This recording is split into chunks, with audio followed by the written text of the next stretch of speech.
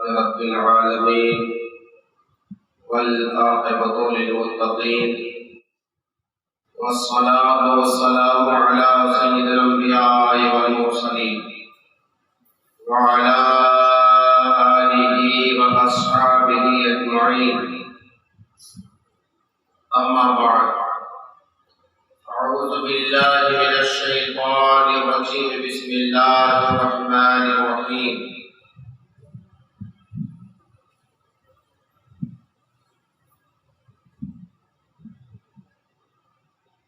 ولا تقولوا لمن يقتل في سبيل الله أموات بل أحياء ولكن لا تشعرون.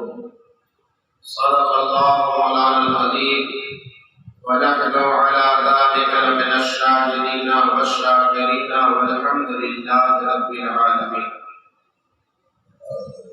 درود پاک پڑھیں. اللهم صل على سيدنا ومولانا محمد وعلى آل سيدنا ومولانا محمد وبارك وسلم. صلاة وسلام عليك يا رسول الله صلى الله تعالى عليه وسلم. میرے پیارے اسلامی بھائیوں، اللہ تبارک و تعالی نے جہاں انسانوں کو حیات بخشی ہے، وہیں پر اس کا قانون ہے کہ ہر جان کو موت کا مزہ چکھنا، سب کو ایک نہ ایک دن موت آنی ہے. لیکن موت میں بھی سب سے بہترین موت جو ہے وہ شہادت کی موت ہے. موت میں سب سے بہترین موت شہادت کی موت. کسی شاعر نے کہا کہ شہادت آخری منزل ہے انسانی سعادت کی. یہ بڑی سعادت مندی ہے کہ جس کو شہادت نصیب ہو جائے. شہادت آخری منزل ہے انسانی سعادت کی. وہ خوش قسمت ہے مل جائے جنہیں دولت شہادت. وہ خوش قسمت ہے جس کو مل جائے دولت شہادت. میرے بھائیوں، شہید کا کتنا بڑا درجہ ہے کہ خود قرآن مقدس نے کہا کہ انہیں مردہ مت کرو. جو اللہ کی راہ میں قتل کیے جائیں، جو اللہ کی راہ میں اپنی جان دے دیں، انہیں مردہ مت کہو بلکہ وہ زندہ. اور چوتھے پارے میں تو کہنا تو دور کی بات ہے، سوچنے کو بھی منع کیا. چوتھے پارے میں ایک آیت ہے، وَلَا تَقُولُوا لِمَن يُقْتَلُ وَلَا تَحْسَبَنَّ اللَّهَ قَاتِلُهُ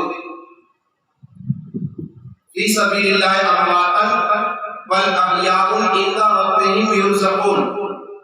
چوتھے پارے کی آیت ہے کہ جو لوگ اللہ کی راہ میں قتل کیے جائیں انہیں مردہ گمان بھی مت کرو، سوچو بھی مت. کہنا تو دور کی بات ہے، دماغ میں بھی یہ بات مت رکھو کہ وہ مردہ. بل احیاء، بلکہ وہ زندہ ہے. عند ربہم یرزقون، رب کے دربار سے ان کو روزی دیا جاتا ہے. شہید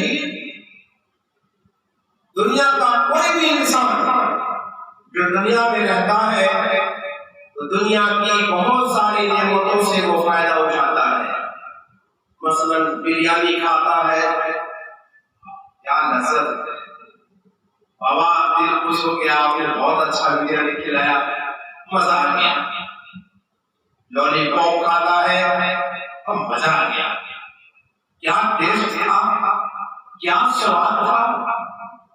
قورمہ کھاتا ہے، پلاؤ کھاتا ہے، دنیا کی اچھی اچھی نعمتوں کو استعمال کرتا ہے. کسی کو کھاتا ہے، کسی کو پیتا ہے، کسی کو سونگھتا ہے، جیسے عود کی خوشبو ہے، گلاب کی خوشبو ہے، مشک کی خوشبو ہے، جسے سونگھا جاتا ہے۔ کیا بات ہے، بہت اچھا خوشبو ہے، بہت بہترین خوشبو ہے، مولانا کہاں سے لائے؟ مزہ آ گیا۔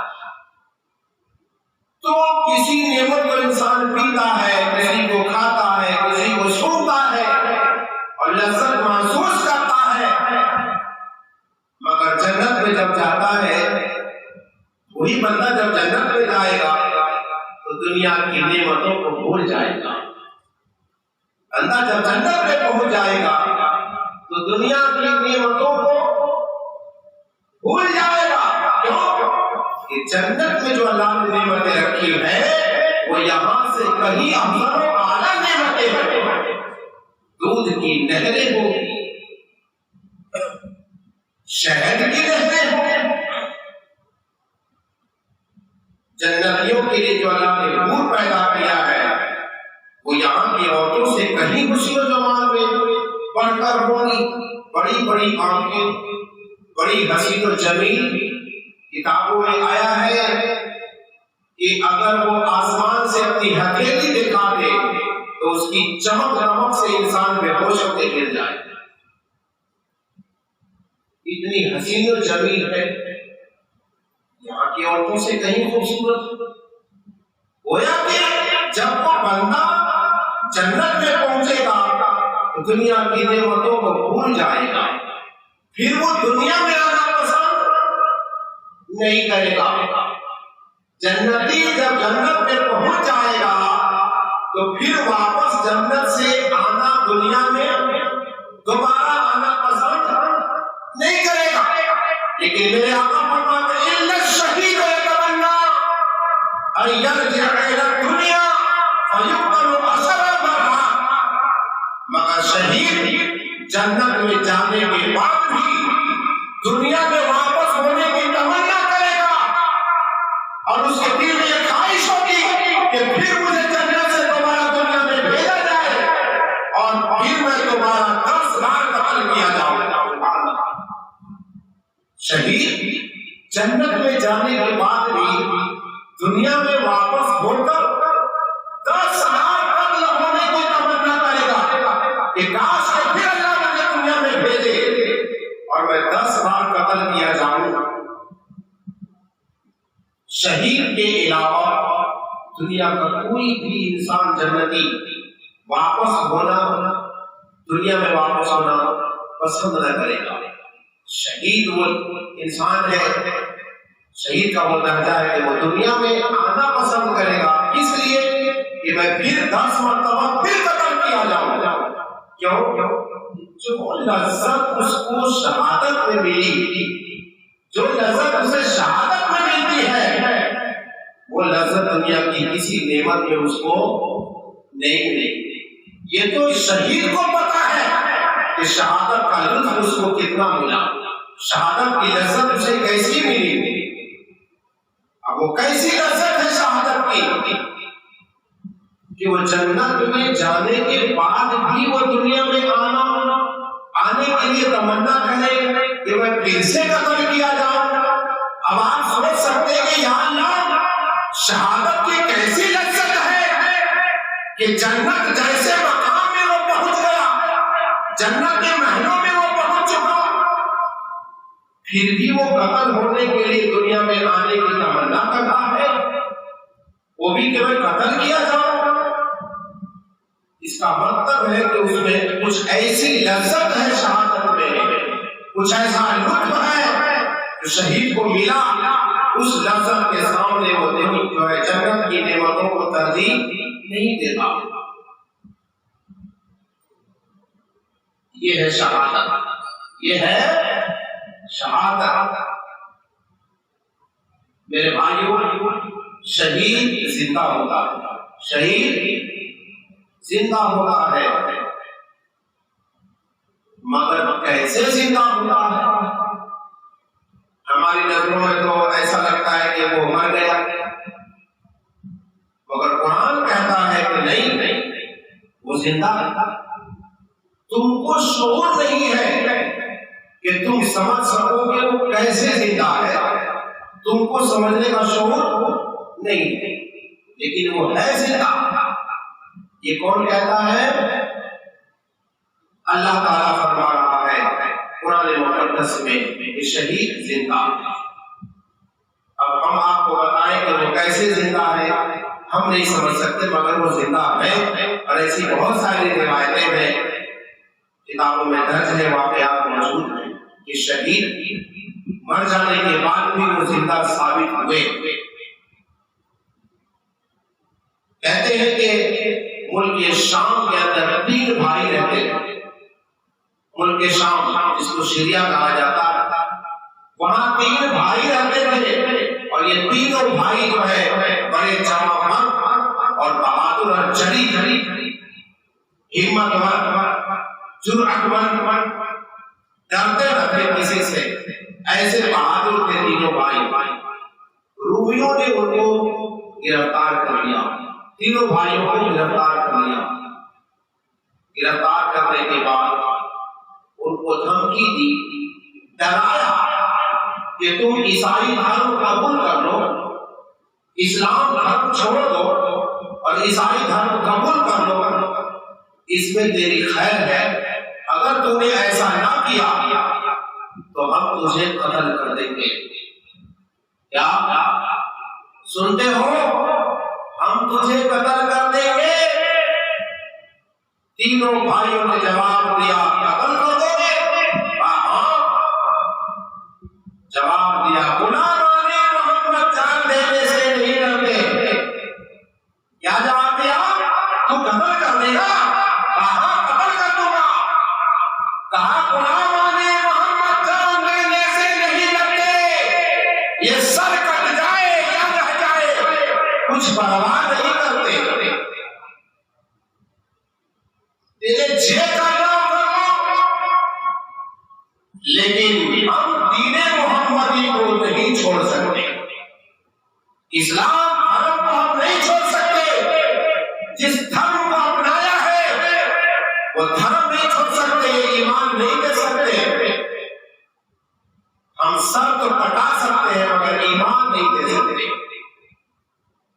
رومیوں نے کہا کہ تم بڑا بہادر، بڑا دھیرے ہے، بڑا ہمتی ہے، ایسا کرو شاید اس کو کچھ سبق ملے۔ کہا کہ زیتون کا تیل کڑاہ میں، بڑے کڑاہ میں زیتون کا تیل کھولاؤ۔ تیل کھولایا گیا اور بڑے کڑاہ میں تیل ڈالا گیا زیتون کا۔ جب تیل کھولنے لگا تو بڑے بھائی کو، سب سے بڑے بھائی کو کھولتے ہوئے تیل میں ڈال دیا گیا۔ دونوں بھائیوں کے سامنے میں بڑے بھائی کو کھولتے ہوئے تیل میں ڈالا گیا، وہ پل بھر میں جل کے رہے کباب بن گیا۔ اب یہ منظر دونوں بھائیوں نے اپنی آنکھوں سے دیکھا۔ پھر دونوں بھائیوں سے پوچھا کہ بول، تو دونوں بول، اسلام چھوڑے گا، عیسائی دھرم قبول کرے گا کہ نہیں؟ کہا کہ میں نے کہہ دیا نا کہ غلامان محمد جان دینے سے نہیں ڈرتے، یہ سر کٹ جائے یا رہ جائے کچھ پرواہ نہیں کرتے۔ تم نے اس لیے میرے نظر کے سامنے میں میرے بھائی کو کھولتے ہوئے تیل میں ڈال کر مارا ہے کہ میرے قدم نہ توڑا جائے۔ میں ڈر گیا ہوں، جان کے خوف سے میں عیسائی دھرم قبول کر لوں۔ جس طرح سے تم نے میرے بھائی کو ڈرا کے مارا ہے، میں بھی اسی طرح سے تڑپ کے مرنا پسند کرتا ہوں، مگر ایمان کو جانے نہیں دوں گا، عیسائی دھرم قبول نہیں کروں گا۔ تاکہ نہیں کرے گا کہنا، اس کو بھی کھولتے ہوئے تیل میں ڈال دیا گیا، مجھے بھائی کو بھی کھولتے ہوئے تیل میں ڈال دیا گیا۔ اب آخر میں چھوٹے بھائی سے پوچھا گیا کہ تم وہ عیسائی دھرم قبول کرے گا کہ نہیں؟ اگر نہیں کرے گا تو تیرا بھی یہی حشر ہوگا جو تیرے بھائیوں کا ہوگا۔ کہا کہ کوئی بات نہیں، مجھے منظور ہے، مگر میں اسلام دھرم نہیں چھوڑوں گا۔ بڑا حسین تھا، چھوٹا تھا عمر میں، نوجوان تھا، چہرے کی نورانیت تھی، بادشاہ کے وزیر کو اس پہ ترس آیا، اس نے کہا کہ اس کو چھوڑ دیا جائے، میں کسی بھی طریقے سے اس کو میں عیسائیت قبول کروا لوں گا اور عیسائی دھرم میں لے آؤں گا۔ تو اسے چھوڑ دیا گیا۔ اس وزیر نے ایک کوٹری کے اندر اس نوجوان کو قید کر دیا اور اپنی جوان خوبصورت بیٹی کو بولا کہ بیٹی اس کو اپنے کندھے میں پھانس کر عیسائی دھرم قبول کروانا یہ تیرا کام ہے۔ لالچ دیا گیا کہ ہم تجھے سلطنت دیں گے، ہم اپنی لڑکی سے نکاح کرا دیں گے، تم عیسائیت قبول کرو گا نا؟ نہیں، ہم اسلام دھرم کے ماننے والے ہیں، مرتے دم تک ہم اسی پر قائم رہنا چاہتے ہیں۔ نہیں مانا، اس کو قید کر دیا گیا۔ قید کرنے کے بعد اسے بہکانے کے لیے بیٹی کو بھیجا۔ جب بیٹی دروازہ کھول کر اندر داخل ہوئی مکان میں تو کیا دیکھتی ہے اس کی بیٹی وزیر کی کہ وہ نوجوان نماز کے لیے نیت باندھ کر کے عبادت کر رہا ہے۔ لڑکی نے سوچا اب سلام پھیرے گا، اب نماز سے فارغ ہونے، لیکن اس نے ساری رات جو ہے عبادت میں گزار دی، یہاں تک کہ فجر ہو گئی۔ لڑکی واپس چلی آئی، کہا کیا ہوا بیٹی؟ کہا کہ ابو حضور آج اس کی کوئی عبادت کی رات تھی۔ کیا بولا؟ آج اس کی کوئی عبادت کی رات تھی کہ اس نے تو ادھر ادھر جھانکا ہی نہیں، دیکھا ہی نہیں۔ آپ ٹینشن نہ لیں، آپ فکر نہ کریں، میں اس کو عیسائیت قبول کروا لوں گی۔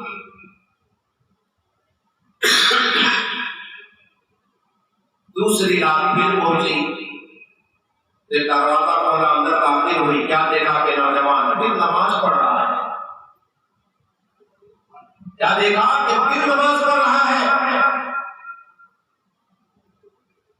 انتظار کرتی رہی کہ ایک نظر دیکھے گا میری طرف، مگر پھر اتنی نمازیں اس نے پڑھی کہ پوری رات پڑھتے پڑھتے اس نے صبح کر دی، نہ دائیں دیکھا نہ بائیں دیکھا، پوری رات عبادت میں گزار دی۔ کتابوں میں درج ہے کہ ایسی 40 راتیں گزر گئی۔ کتنی راتیں گزری؟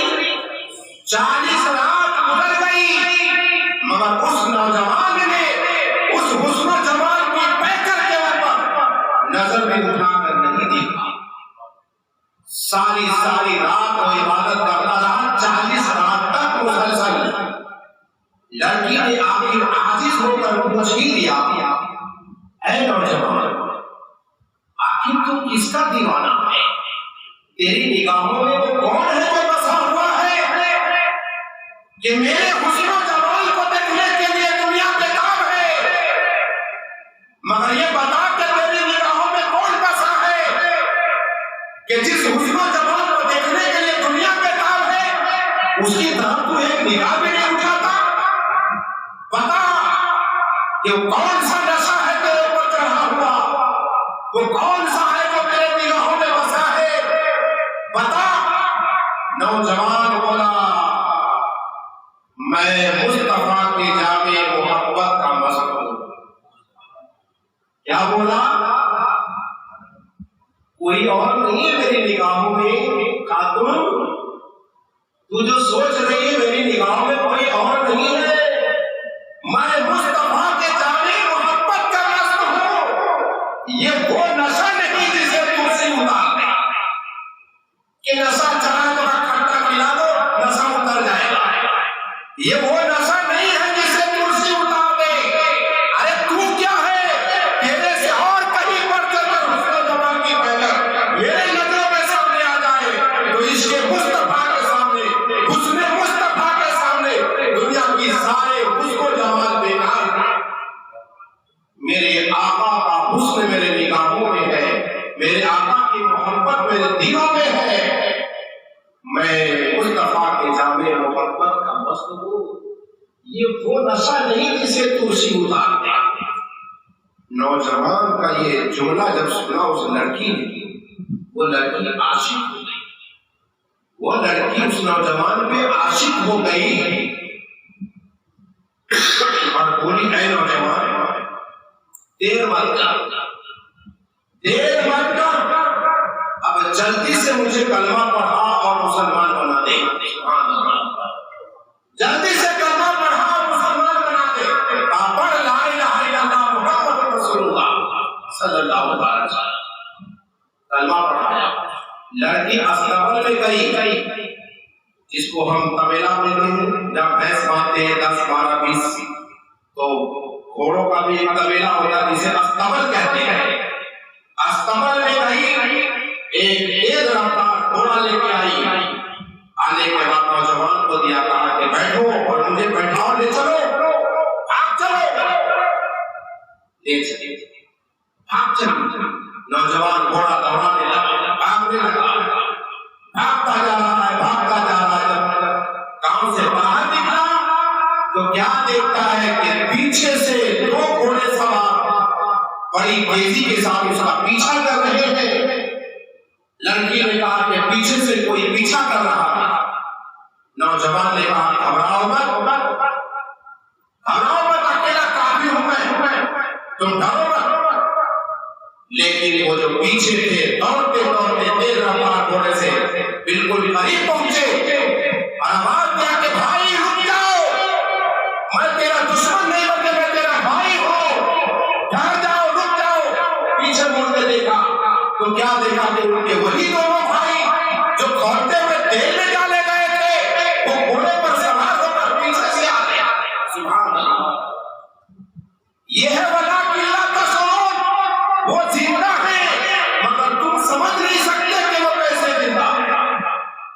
یہ ہے اس کا مطلب، ابھی کھولتے ہوئے تیل میں ڈالے گئے، ابھی منٹوں میں کباب بن گئے، ان کا جسم نے جھلس گیا، کباب بن گیا، اور ابھی تھوڑی دیر کے بعد دیکھتے ہیں کہ بالکل انسانی شکل میں پیچھے سے گھوڑے پر سوار ہو کر آ رہے ہیں اور بھائی کو آواز دے رہے ہیں کہ رکو، بھاگو مت، میں تمہارا بھائی ہوں۔ دیکھا کہ سچ مچ بھائی ہے، آئے اور کہا کہ بھائی رکو، ہم تمہارا نکاح پڑھانے آئے ہیں۔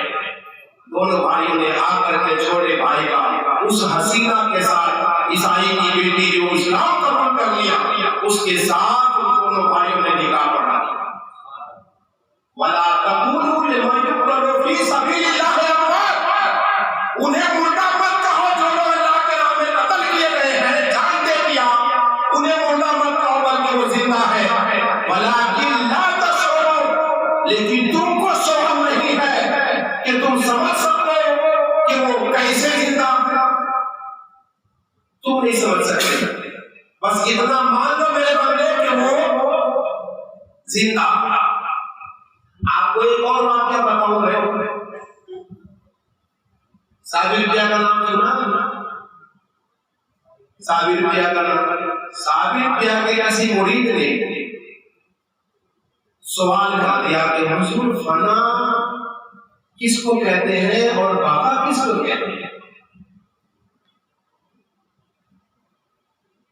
تو کہا بیٹا اس کا جواب دوں گا تو بہت ٹائم لگ جائے گا، وقت آئے گا تو تم خود سمجھ جائے گا کہ فنا کس کو کہتے ہیں اور بقا کس کو کہتے ہیں۔ ابھی سمجھاؤں گا تو تم نہیں سمجھ پائے گا، وقت آئے گا تو تم خود جان جائے گا کہ فنا اور بقا کس کو کہتے ہیں۔ جب آپ کے موت کا وقت قریب ہوا تو آپ نے وصیت کر دیا کہ جب میری روح نکل جائے تو مجھے غسل دیا جائے، مجھے کفنا دیا جائے، کفنا کر کے اور جنازے میں رکھ دیا جائے۔ مغرب کی جانب سے پچھم کی طرف سے گھوڑے سوار آئے گا، نقاب پوش، چہرے پہ نقاب ہوگا، گھوڑے پہ سوار ہو کے آئے گا، وہ میری نماز جنازہ پڑھائے گا۔ تم لوگ انتظار کرنا، تم لوگ اتنا کام کر دینا، جنازے کی نماز وہی پڑھائے گا جو ایک گھوڑے سوار نقاب پوش پچھم کی جانب سے آئے گا۔ سچ مچ وقت پر وہ انسان آ گیا، گھوڑے پر سوار ہو کر اترے گھوڑے سے اور نماز جنازہ پڑھا دی۔ سامنے صابر بیا کا جنازہ ہے، اس گھوڑے سوار نے نماز جنازہ پڑھا کر پھر جب گھوڑے پر سوار ہونے لگے تو مریدوں نے کہا کہ بابا رک جاؤ،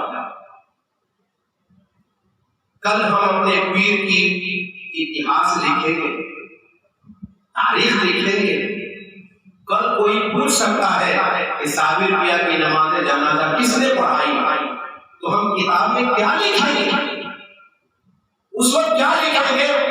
کم سے کم اپنا نام اور پتہ تو بتا دو کہ آپ ہیں کون، کہ کم سے کم ہم ان کا اتہاس لکھیں گے تو ہم لکھ تو سکیں کہ میرے صابر پیا کی نماز جنازہ فلاں بزرگ نے پڑھائی ہے، کہ آپ اپنا نام پتہ تو بتا دو، اپنی پہچان تو کرا دو۔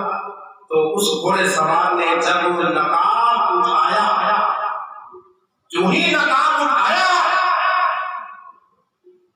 تو مرید نے کبھی اوپر دیکھا، کبھی جنازے میں دیکھ رہے، کبھی یہاں دیکھ رہے ہیں، کبھی یہاں دیکھ رہے، کبھی اوپر دیکھ رہے، کبھی نیچے دیکھ رہے، یہ کیا ہے؟ صابر پیا یہاں ہے کہ یہ کون؟ سامنے صابر پیا ہے تو پھر یہ کون ہے؟ اور اگر یہ صابر پیا ہے تو یہ کون ہے؟ وہ جو نقاب اٹھایا تو کیا دیکھا کہ صابر پیا خود ہے، نقاب اٹھایا تو کیا دیکھا کہ صابر پیا خود ہی ہے۔ مرید حیران ہوئے کہ پھر یہ کون ہے؟ اب حضور آپ، تو پھر یہ کہا بیٹا یہ بنا ہے، اور ابھی جو مجھے دیکھ رہے یہ بابا ہے۔ میں نے بولا تھا کہ وقت آئے تو سمجھ جائے گا، یہی ہے بنا اور یہ ہے بابا۔ جو مجھے دیکھ رہے ہیں ابھی یہ بابا ہے، اور جو میرا جنازہ دیکھ رہے پڑا ہوا یہ بنا ہے۔ اعلیٰ حضرت نے بڑا اچھا جواب دیا ہے اپنے شعر میں کہ انبیاء کو بھی اجل آنی ہے مگر اتنی کہ فقط آنی ہے۔ انبیاء کو بھی اجل آنی ہے، اجل مطلب موت، انبیاء کو بھی اجل آنی ہے مگر اتنی کہ فقط آنی ہے۔ پھر اسی آن کے بعد ان کی حیات، پھر اسی آن کے بعد ان کی حیات مثل ثابت وہی جسمانی ہے، مثل ثابت وہی جسمانی ہے۔ یہ انبیاء اور اولیاء کا مقام ہے کہ انبیاء اور اولیاء چونکہ قدرت کا قانون ہے کہ کل نفس ذائقۃ الموت، ہر جان کو موت کا مزہ چکھنا ہے، تو ہر جان کو موت کا مزہ چکھنا ہے، تو انبیاء میں بھی جان ہوتی ہے، وہ بھی جان والے ہوتے ہیں، تو قانون کے حساب سے ان کو بھی موت کا مزہ چکھنا ہے۔ اولیاء ان میں بھی جان ہوتی ہے تو قدرت کے قانون کے مطابق انہیں بھی موت کا مزہ چکھنا ہے، مگر عام لوگ وہ موت کا مزہ چکھتے ہیں تو سڑ جاتے ہیں، گل جاتے ہیں، نیست و نابود ہو جاتے ہیں، ان کا نام تک مٹ جاتا ہے۔ مگر اولیاء انبیاء وہ عام بندے نہیں ہیں، وہ اللہ کے خاص بندے ہیں۔ ان کا مقام تو یہ ہے کہ انبیاء کو بھی اجل آنی ہے مگر اتنی کہ فقط آنی ہے، پھر اسی آن کے بعد ان کی حیات مثل ثابت وہی جسمانی ہے۔ ان کو موت آتی لیکن موت آنے کے بعد پھر ان کی روح ان کے جسم میں لوٹا دی جاتی ہے، اور ان کا جسم جو ہے پہلے ہی کی طرح جاندار رہتا ہے، روح والی ان کی جان رہتی ہے۔ دیکھو یہ عقیدہ صحابہ کا بھی تھا، یہ عقیدہ صحابہ کا بھی تھا۔ اگر صحابہ کبھی تو ہمارا یہ کیا ہے کہ جو لوگ یہ کہتے ہیں کہ نبی مر کر مٹی میں مل گئے، تو ان کی بات جو ہے وہ صحابہ سے ٹکرا جاتا ہے، صحابہ سے ٹکرا جاتا ہے۔ کیوں ٹکراتی ہے؟ حدیثوں میں ہے کہ جب حضرت ابو بکر صدیق رضی اللہ تعالیٰ عنہ کا انتقال ہونے کا وقت ہوا تو آپ نے وصیت کی کہ مجھے غسل دینا، جنازہ میں رکھ کر کے سرکار دو عالم صلی اللہ علیہ وسلم کے روضہ انور کے سامنے میرے جنازے کو رکھ دینا، اور رکھنے کے بعد سرکار دو عالم صلی اللہ علیہ وسلم سے یہ عرض کرنا کہ اجازت مانگنا کہ یا رسول اللہ، آپ کے جانے بعد ابو بکر صدیق کی تمنا ہے، ان کی خواہش ہے آپ کے بغل میں دفن ہونے کی۔ یہ روضہ انور کے سامنے حضور سے کہنا، تم لوگ میرے جنازے کو دروازے پہ رکھ کر کے، اور سرکار کا جو روضہ تھا تالا لگا رہتا ہے، تالا لگا رہتا ہے، اجازت لینا، اگر دروازہ کھل جائے تو سمجھ لینا کہ سرکار کی اجازت ہے۔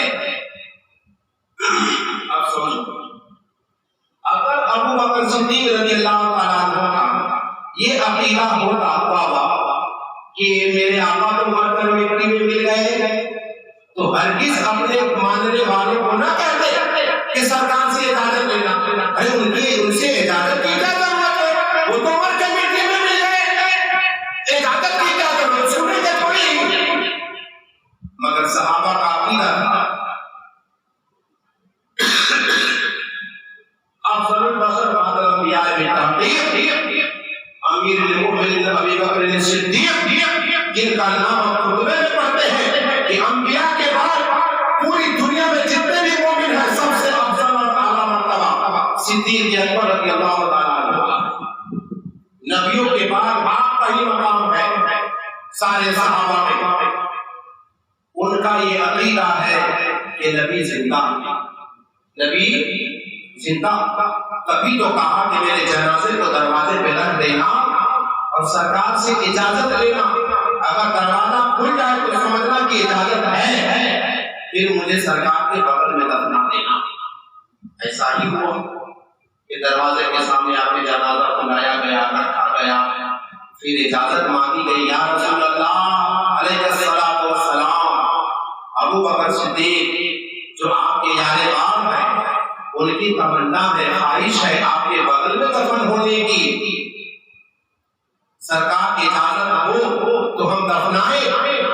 اتنا کہنا تھا کہ دروازہ کھلا، آپ کو آپ دروازہ کھلا، اس بات کی دلیل ہے کہ سرکار نے اجازت دے دی کہ ابو بکر کو آنے دیں، میرے بغل میں ان کو دفنا ہوگا۔ اس کے بعد حضرت عمر فاروق رضی اللہ تعالیٰ عنہ جب موت کا وقت قریب آیا تو آپ نے بھی ایسا ہی کیا، عمر فاروق نے بھی ایسا ہی کیا کہ میرے بھی جنازے کو، میری بھی خواہش ہے، تمنا ہے کہ میں سرکار کے بغل میں دفن ہوں، تو میرے جنازے کو ایسے ہی رکھنا اور سرکار سے اجازت لینا، اگر اجازت مل جائے تو دفنانا، اگر اجازت نہ ملے تو میرے جنازے کو جنت البقیع میں دفنا دینا۔ ان کا بھی یہی ہوا کہ جب لا کر رکھا گیا، یا رسول اللہ علیہ الصلوۃ والسلام، اے اللہ کے رسول، آپ علیہ الصلوۃ والسلام ہو، آپ کے خلیفہ دو عمر فاروق آپ کے پہلو میں دفن ہونے کی تمنا رکھتے، ان کی خواہش ہے سرکار کی اجازت ہو تو ہم آپ کے بغل میں دفنا دیں۔ دروازہ کھلا، آپ دروازہ کھلا، اس بات کی علامت تھی کہ سرکار کی اجازت ملی۔ اے میرے بھائیوں، یہ صحابی کا عقیدہ ہے، اور وہ صحابی عمر فاروق، ابو بکر اور عمر وہ صحابہ ہیں کہ تمام صحابہ میں ان سے بڑا کوئی صحابی نہیں۔ ان کا یہ عقیدہ ہے کہ سرکار زندہ ہے، ان سے اجازت لینا، اگر وہ زندہ نہ سمجھتے تو اجازت لینے کے لیے نہ کہتے۔ پتہ یہ چلا کہ صحابی کا بھی عقیدہ تھا کہ نبی زندہ۔ اب کوئی کہے کہ نبی مر گئے، مٹ گئے، مردہ ہو گئے، مٹی میں مل گئے، بولو یہ ان کی بات صحابہ کی بات سے ملتی ہے؟ ملتی ہے؟ قرآن سے ملتی ہے؟ قرآن میں تو اللہ تعالیٰ نے وہ تو شہیدوں کو کہا کہ زندہ ہے، نبیوں کو کہا۔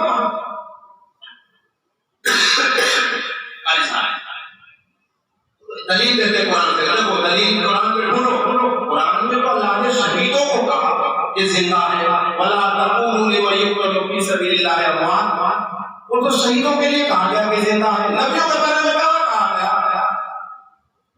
آپ سنو، یہ تو ایسا ہی ہے۔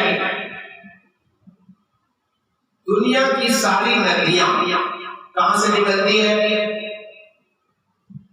سمندر سے. نہریں سمندر سے. یہ سب سمندر کے بچے ہیں. یہ ندیاں، یہ نالے، یہ چشمے، یہ سب نہریں، یہ سب سمندر کے بچے ہیں. کہ نہیں بولو؟ صحیح بات ہے غلط ہے؟ یہ سب کا کنٹینٹ سمندر سے ہے. اگر سمندر میں پانی، اگر نہر میں پانی ہو، ندی میں پانی ہو، نالے میں پانی ہو اور سمندر میں نہ ہو، ایسا ہو سکتا ہے؟ ایسا ہوگا؟ سمندر میں تو نہ ہو پانی، لیکن ندی میں ہو، نالے میں ہو، چشمے میں ہو، جو سمندر سے جس کا لنک لگا ہے اس میں تو ہو، لیکن سمندر میں نہ ہو. ایسا ہو سکتا ہے؟ نہیں ہو سکتا. کیوں؟ جب سمندر سے سب کا کانٹیکٹ ہے اور سمندر ہی سب کو سیراب کر سکتا ہے، سمندر میں پانی کی کمی ہے؟ سارے چشمے تو اسی کے پیاسے ہیں، وہی سے لیتے ہیں. اگر وہی سوکھ جائے تو ندیوں میں، نالوں میں، نہروں میں کہاں سے پانی آئے گا؟ سوال ہی نہیں. اگر اس میں پانی ہے تو سمجھو کہ سمندر میں بھی ہے. تو جس کو بھی شہادت ملی ہے سرکار کے صدقے میں ملی ہے. جس کسی کو بھی شہادت ملی ہے سرکار کے صدقے میں ملی ہے. جس کسی کو بھی امامت ملی ہے سرکار کے صدقے میں ملی ہے. یہ آج ہم مسلط پہ سوال ہے. اللہ کی قسم یہ بھی میرے سرکار کی عطا ہے. یہ سرکار کا دین ہے کہ اللہ کے رسول نے ہمیں اس قابل بنایا ہے. یہ فیض بخشا ہے کہ آج ہم مسلط پہ کھڑے ہونے کے قابل ہیں. تو یہ امامت حضور کے صدقے، شہادت حضور کے صدقے، ولایت حضور کے صدقے، تمام نبیوں کو نبوت ملی تو حضور کے صدقے. تو اب اگر حضور مر جائیں، حضور تو مر جائیں اور حضور کے صدقے میں جس کو شہادت ملی وہ زندہ ہو، ایسے کیسے ہو سکتا ہے؟ جب حضور کے صدقے میں جن لوگوں کو شہادت ملی ہے وہ اگر زندہ ہے تو یقیناً حضور بھی، یہ تو شاخ ہے اور حضور تو جڑ ہے، حضور تو درخت ہے، یہ سب تو شاخ ہے. یہ سب شاخ ہے. تو جب شاخ زندہ ہے، ہرا ہے، تو درخت کیسے سوکھ جائے گا؟ اگر درخت سوکھے گا تو شاخ سوکھے گا. اگر درخت زندہ ہے تو شاخ اگر ہرا بھرا ہے تو درخت بھی ہرا بھرا ہوگا. یہ عقلی دلیل ہے. قرآن کو سمجھنا آسان بات نہیں ہے. وقت ہو گیا ہے. انشاءاللہ پھر 10 دن کا پروگرام ہے. اور دیکھو صرف امام حسین کا ذکر سننا یہ شیعوں کا طریقہ ہے. اس کا طریقہ ہے، ہاں شیعوں کا طریقہ ہے. صرف حسین حسین کرنا یہ سنیت نہیں ہے.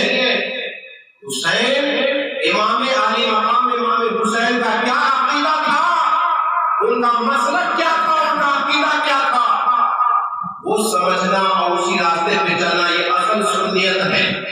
اصل مذہب یہی ہے. امام حسین رضی اللہ تعالیٰ کو 10 دن یاد کر لینے سے کٹر سنی نہیں بن جاؤ گے. امام حسین کے طور طریقے پر پوری زندگی گزارو، یہ اصل سنیت ہے. یہ اصل سنیت ہے جی. اور پھر پورا سال الٹا سیدھا کرو، امام علی مقام کے طریقے کو چھوڑ دو، من مانی زندگی گزارو اور 10 دن یا حسین کہہ کے شہادت میں نام لکھوا لو. دین کو سمجھو، مذہب کو سمجھو. یہ بیچ میں کبھی کبھی پوائنٹ میں کیوں لا دیتا ہوں کہ صرف امام حسین کا واقعہ سنا دینے سے آپ اجالے میں نہیں آؤ گے. آپ کو اندھیرے سے اجالے میں لانے کے لیے میں نے یہ بات پیش کی ہے. ابھی فتنے کا دور ہے، ابھی شیطان گلی گلی پھرتے ہیں. حضور کیسے زندہ ہے بتاؤ تو تم کیا جواب دو گے؟ آپ سے اگر پوچھ لیا جائے، آپ تو بیچارے پڑھے لکھے تو ہو نہیں، تو ان پڑھ ہو، آپ سے پوچھ لیا جائے کہ یہ بتاؤ حضور کیسے زندہ ہے، جواب دو، کیا جواب دو؟ تو حال یہ ہے کہ بولے بھالے جو مسلمان ہیں ان کو ورگلایا جاتا ہے، ان کو ورگلایا جاتا ہے، عالموں سے جلدی کوئی نہیں الجھتا کیونکہ ان کے پاس جواب ہوتا ہے، ان کے پاس جواب ہوتا ہے۔ ایک بار ایک مرغا جو ہے درخت پر بیٹھ کر کے پکڑ دیا